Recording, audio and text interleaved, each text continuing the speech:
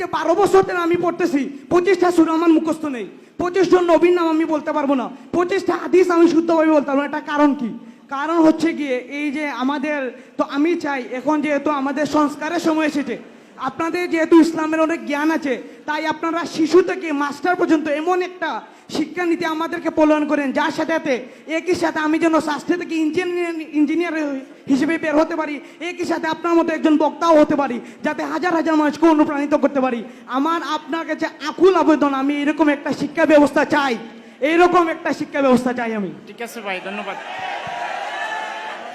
শেখ, আপনার কাছে একজন ভাই লিখিতভাবে একটা প্রশ্ন করেছেন শেখ আহমদুল্লাহ হাফিজাউল্লাহর কাছে।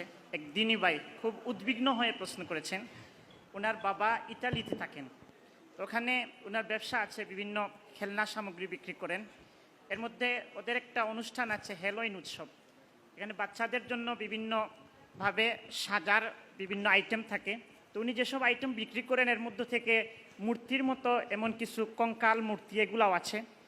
উনি প্রশ্ন করতে চাচ্ছেন যে ওনার বাবার এই উপার্জনগুলো হালাল হবে কিনা, এবং উনি ওনার বাবার কাছেই থাকেন এবং এখনও ওনার কোনো উপার্জনের ব্যবস্থা নেই। এই পরিস্থিতিতে উনি কি করবেন, বা ওনার বাবার কাছ থেকে ঋণ নিয়ে ব্যবসা করতে পারবেন কিনা, আর ভবিষ্যতে উনি এই হারামের সংমিশ্রণ যেহেতু থাকার সম্ভাবনা আছে, এজন্য যদি ভবিষ্যতে বাবার সম্পত্তি থেকে কিছুই না নেন বা না নেওয়ার ঘোষণা দেন, এটার জন্য উনি গুনাহগার হবেন কিনা, এই বিষয়ে আপনার কাছে জানতে চাইছি।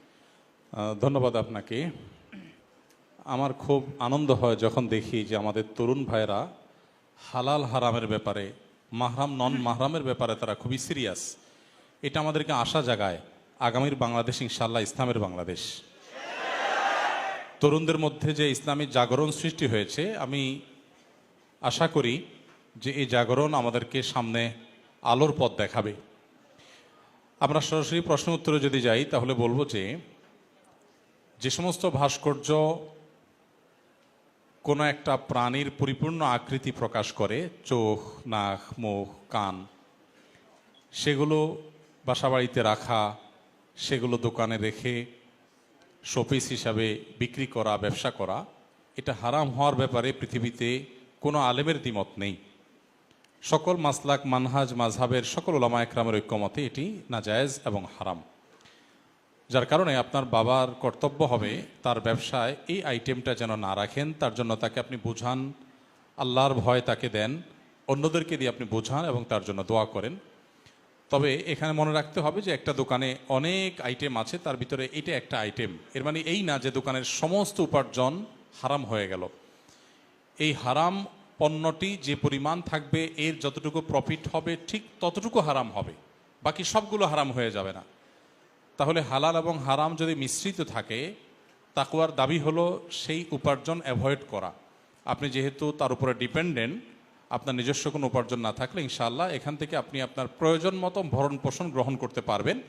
তবে যদি আপনার নিজের কিছু করার সুযোগ থাকে, আপনার সেটা করা উচিত। এবং বাবার সাথে বেয়াদবি নয়, তাকে আপনার অপারগতার কারণ, আল্লাহর বিধানের প্রতি আপনার আনুগত্য, সেটি আপনি তাকে খুব বিনয়ের সাথে বোঝাবার চেষ্টা করবেন। আমাদের অনেক তরুণ ভাইরা আছেন, দিনের পথে আসলে বাবা মার সাথে যাচ্ছে তা ব্যবহার করে ফেলেন, হয়তো যৌক্তিক কারণে।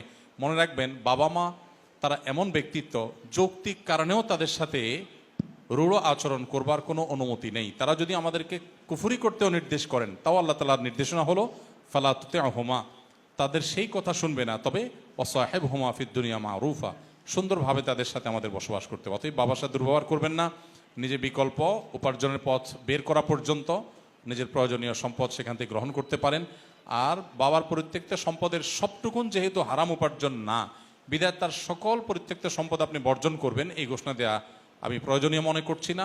আনুপাতিক হারে যতটুকু হারাম আপনি ততটুকু বর্জন করলেন, বা নিলেও সেটা সওয়াবের নিয়ত করা ছাড়া দান করে দিলেন, এটা আপনি করতে পারেন। তবে আপনার চেষ্টা করা উচিত বাবাকে হেদায়েতের পথে আনার জন্য, নিজে বোঝানো, অন্যদেরকে দিয়ে বোঝানো, আল্লাহর কাছে চোখের পানি ফেলে দোয়া করা।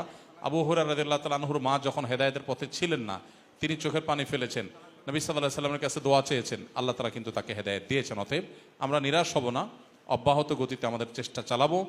আর এমন যুবক হন যে নিজের উপার্জনে আপনার বাবা আপনার উপর ডিপেন্ডেন্ট হয়ে যায়।